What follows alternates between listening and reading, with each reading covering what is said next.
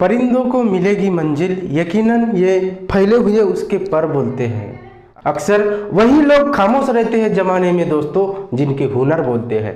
इसी motivation line के साथ हेलो दोस्तों, नमस्कार, welcome to NBS classes. NBS classes के ऑनलाइन प्लेटफॉर्म पे आप सभी का स्वागत है। दोस्तों, पिछले वीडियो में भी हमने साधारण ब्याज से संबंधित कुछ सवाल देखे थे। आज हम उसी श्रृंखला को कंटिन्यू करेंगे और आज कुछ गुनागुनी वाले सवाल देखेंगे। ठीक है, तो देखिए फिर सबसे पहला सवाल क्या बोला है। एक धनराशि 20 वर्ष में अपने की दुगनी हो जाती है। क्या बोला है? एक धनराशि है जो 20 वर्ष में अपने की दुगनी हो जाती है, वह कितने वर्ष में अपने की 4 गुनी हो जाएगी? क्या बोला है? एक जो धनराशि है वो 20 वर्ष में अपने की दुगनी हो रही है, तो कितने वर्षों में वो अपने की 4 गुनी हो जाएगी? ऐसे सवाल को छुड़ाने के लिए आपको एक फार्मूला ध्यान में रखना है। कौन सा? वही फार्मूला हर एग्जाम में, हर एग्जाम्पल में आपको काम में आएगा। ठीक है, क्या है वो फार्मूला? है पहले का समय यदि मैं T1 से रिप्रेजेंट करूंगा तो उसका गुना गुनी N1 से रिप्रेजेंट करूंगा। ठीक है, दूसरे टाइम का समय जिसको T2 रिप्रेजेंट करूंगा उसका गुना N2 बोलूंगा। ठीक है, तो ऐसे केस में हमेशा क्या हो जाएगा? T1 upon T2 is always equal to N1 minus 1 divided by N2 minus 1। ये पहले का गुना है और ये दूसरे का गुना है, और ये पहला समय है और ये दूसरा समय है। यही फार्मूला आपको काम आएगा। ठीक है, इसको अच्छे से लर्न कर लेना। ठीक है, अभी देखिए इस सवाल में देखेंगे पहले T1 क्या है? 20 वर्ष। T1 क्या है? 20 वर्ष है। ठीक है, और वो कितना गुना हो रहा है? दुगुना, मतलब N1 कितना हो रहा है? दुगुना हो रहा है। ठीक है, उसी प्रकार से फिर T2 कितना है? T2 है 4 गुना। ठीक है, तो फिर ये N2 पूछा है ना? क्या पूछा है? N2 पूछा है, तो N2 आपको निकालना है, इसी फार्मूले में डाल दीजिए। T1 कितना है? 20 साल। ठीक है, और डिवाइड में T2 कितना है? T2 समय पूछा है ना आपको, T2 समय पूछा है, और N2 दिया है ना? N2 दिया है कितना? 4 गुना हो रहा है, और T2 आपको पूछा गया है। ठीक है, तो T2 पूछा गया है, T2 की जगह जैसे का वैसा लिख लीजिए। और फिर आगे क्या करोगे? N1 की जगह 2, N1 minus 1, 2 minus 1 divided by N2 कितना है? 4 गुना, वो धन 4 गुना हो रहा था, 4 माइनस 1। ठीक है, तो ये यहाँ से क्या हो जाएगा? फिर यहाँ से हो जाएगा आपका, देखिए क्या हो जाएगा? 20 जैसे का वैसा T2 डिवाइड में। ठीक है, उसके बाद में 2 में से 1 गया तो कितना बचा? 1, और 4 में से 1 गया तो कितना बचा? 3। तो यहाँ से आपका T2 ये कितना हो जाएगा? इधर इससे गुना हो जाएगा T2, तो ये कितना हो जाएगा? 20 3 60 वर्ष। ये आपका दूसरा समय रहेगा जब आपका धन 4 गुना हो जाएगा, इसी प्रकार से अगला एक सवाल देखेंगे। ठीक है, देखिए दोस्तों, अभी हम इस सवाल को देखेंगे। क्या बोला है इस सवाल में? कोई धनराशि 20 वर्ष में 7 गुनी हो जाती है, कितने वर्ष में वह 13 गुनी हो जाएगी? उसी प्रकार से छुड़ाना। T1 अपॉन T2 क्या है formula? T1 upon T2 is equal to क्या है? N1 minus 1। क्या है? N1 माइनस 1 डिवाइड में N2 माइनस 2। ये आपका परमानेंट फार्मूला है ऐसे गुनागुनी वाले सवालों के लिए। T1 क्या है? पहला समय, T2 क्या है? दूसरा समय, N1 क्या है? पहला गुना, N2 क्या है? दूसरा गुना। ठीक है, अभी क्या बोला है? 20 वर्ष में 7 गुनी हो जाती है, तो T1 के जगह 20 पुट कर लीजिए। 20 वर्ष में वो कितना हो जा रहा है? 7 गुना हो रहा है। कितना हो रहा है? 7 गुना हो रहा है। ठीक है, और क्या बोला? कितने वर्ष में वह 13 गुनी हो जाएगी? ये 13 गुनी कितने वर्ष में हो जाएगी? मतलब T2 दिया है क्या? नहीं दिया है, तो T2 जैसे का वैसा लिखिए। अभी देखिए 20 डिवाइडेड बाई T2, ये पहला समय है, ये दूसरा समय है। ठीक है, और ये पहला गुना है, 7 गुना हो रहा है, तो N1 माइनस 1, और डिवाइड में क्या होगा? N2 माइनस 1 कितना? N2 माइनस 1 कितना? N2 कितना दिया है? 13 गुना, उसमें से 1 घटा लो और इज इक्वल टू का सिंबल दे दो। आ गया फार्मूला, बन गया ना? T1 अपॉन T2 पहले का गुना, दूसरे का गुना। ठीक है, तो 20 upon T2 is equal to क्या हो जाएगा? ये 7 में से 1 गया तो कितना? 6, 13 में से 1 गया तो 12। ठीक है, तो देखिए 6 से 12 को 2 बार में काट लीजिए, और T2 यहाँ पे क्या बचा? 1, तो ये क्या हो जाएगा? यहाँ से क्या हो जाएगा?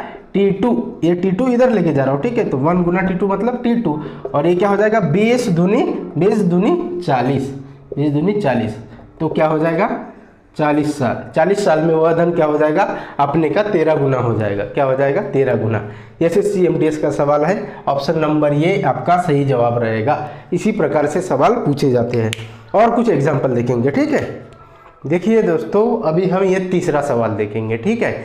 इसमें क्या बोला है, हरेराम ने बैंक से रुपए 8,000 इस शर्त पर उधार लिया कि पहले 5 वर्ष के लिए 6%, पहले जो 5 वर्ष है उसके लिए क्या कर रहा है 6%, अगले 3 वर्ष के लिए 8% तथा इसके बाद 8 वर्षों के लिए 10% वार्षिक साधारण ब्याज लगेगा। कितना? अगले 8 वर्षों के लिए 10% वार्षिक साधारण ब्याज लगेगा, ठीक है। यदि वह 12 वर्ष के अंत में उधार लौटाए, वो क्या कर रहा है हरेराम 12 वर्ष के अंत में उधार लौटाता है, तो उसे कितना ब्याज देना पड़ेगा। ऐसे प्रॉब्लम को क्या करना पड़ेगा, ऐसे दिखते हैं ना बड़े बड़े प्रॉब्लम दिखते, इसमें कुछ नहीं रहता। सबसे पहले उसको पढ़ना रहता है, फिर समझना रहता है, और फिर छुड़ाने की कोशिश करना है। तो देखिए इसमें क्या बोला है, हरेराम ने बैंक से 8,000 रुपये उधार लिया, मतलब आपका प्रिंसिपल कितना है, प्रिंसिपल है आपका 8,000 रुपया, ठीक है। ये क्या है आपका प्रिंसिपल है, ठीक है। आपको क्या बोला है कि वह पहले 5 वर्षों के लिए बैंक क्या करती है 6%, मतलब 5 वर्ष के अंदर यदि लौटाता है उसको 6% देना पड़ेगा। अगले 3 वर्ष के लिए 8%, मतलब 5 साल के बाद यदि ज़्यादा समय होता है तो बैंक क्या करती है ब्याज बढ़ाती है और 6% के बजाय 8% करती है, ठीक है। उसी के बाद यदि उसने नहीं दिया 3 वर्ष, मतलब 5 + 3 कितना हो गया 8 साल हो गया। यदि उसने 8 साल के अंदर नहीं दिया तो क्या करता है फिर अगले 8 वर्षों के बाद में वो क्या करता है 10% वार्षिक साधारण ब्याज लगा लेता है। क्या? बैंक 10% वार्षिक साधारण ब्याज लगा लेती है, ठीक है।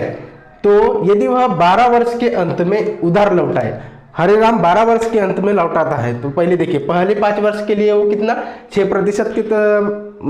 6% वार्षिक साधारण ब्याज के तहत उसको भुगतान करना पड़ेगा। दूसरे 3 वर्ष के लिए उसको 8% भुगतान करना पड़ेगा, और उसके बाद में जो बचे 5 और 3 कितना समय हो गया। देखिए पहले 5 साल के लिए वो क्या कर रहा है, पहले 5 साल के लिए उसको 6% की दर से क्या करना पड़ेगा, 6% की दर से उसको भुगतान करना पड़ेगा।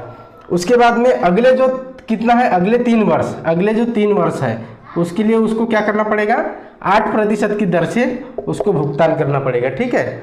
और उसके बाद में यदि ये कितना हो गया 5 + 3 कितना हो गया 8 वर्ष, लेकिन हरेराम क्या कर रहा है 12 वर्ष के अंदर में उधार लौटाता है, तो 5 + 3 8, और कितना वर्ष समय बचा 4 वर्ष। तो इस अगले 4 वर्ष में वो क्या करेगा, अगले 4 वर्ष में उसको कितना देना पड़ेगा 10% वार्षिक साधारण ब्याज से। तो यहाँ से कितना, ये अगले 4 वर्ष के लिए उसको 10% की दर से उसको भुगतान करना पड़ेगा। तो यहाँ से क्या आएगा, देखिए यहाँ से सबसे पहले क्या निकालो प्रतिशत साधारण ब्याज, 6 पंचे 30, 30% ये प्रतिशत साधारण ब्याज हो गया। उसके बाद में 3 × 8, 8 × 3 = 24, ये अगला साधारण ब्याज हो गया 24%, और फिर 4 × 10 = 40, ये हो गया अगले 4 सालों के लिए प्रतिशत साधारण ब्याज। आपको क्या पूछा है, ब्याज निकालना है 12 साल के बाद में हरेराम कितना ब्याज देगा ये पूछा है, तो उसको मूलधन के साथ इसका गुना कर लो, आ जाएगा आंसर। तो देखिए फिर ब्याज कितना हो जाएगा, इंटरेस्ट कुल मिला के कितना हो जाएगा, मूलधन कितना है 8,000, मूलधन कितना है 8,000, ठीक है। 8,000 का कितना, पहले 5 सालों के लिए 30%, ठीक है, पहले 5 सालों के लिए 30%, फिर अगले 3 साल के लिए 8,000 का कितना, 8,000 का 24%, कितना 24%, ठीक है। फिर उसके बाद में अगले 4 सालों के लिए कितना 40%, तो प्लस करो अगले 4 सालों के लिए 40%, तो 8,000 का कितना 40%, ठीक है। देखो 8,000 सभी में कॉमन है, कॉमन कर लीजिए, तो यहाँ पे क्या आ जाएगा 8,000 कॉमन निकलते हैं, ठीक है। और ये कर लीजिए, ये कितना है 30% प्लस ये कितना है 24%, और ये कितना है 40%, ठीक है। तो देखिए इन तीनों को क्या कर लीजिए, सम कर लीजिए, तो ये कितना आएगा, देखिए 30 और 40 70 और 24 मतलब 80 90 94, कितना 8,000 का 94% ब्याज उसको देना पड़ेगा, मतलब तकरीबन उसका दुगना धन ही देना पड़ेगा, क्योंकि 6% की कमी है, नहीं तो उसको मूलधन के बराबर ही धन देना पड़ता। सही बात है क्या नहीं? देखिए प्रतिशत से 2 जीरो काट लो, 1 2 कट गया। अभी देखिए 80 और 94 का गुना कर लीजिए, तो ये 0 जैसे का वैसा लिख लेता हूँ मैं। 8 से अभी 4 को गुना, 8 चौ 32 का 2 बचे 3, 8 9 72 और 3 75, ये कितना हो गया 7,520 रुपया। ऑप्शन में है क्या? हाँ, ऑप्शन बी आपका सही जवाब रहेगा, 7,520। ऐसे भी सवाल पूछे जाते हैं। तो दोस्तों हमने साधारण ब्याज के जितने भी टाइप थे तकरीबन हम कंप्लीट कर दिए थे। अभी एक आध टॉपिक बचा है, तो उसके ऊपर भी हम कल वीडियो बना के लाएंगे। तो मिलेंगे नेक्स्ट वीडियो में, तब तक के लिए थैंक यू सो मच।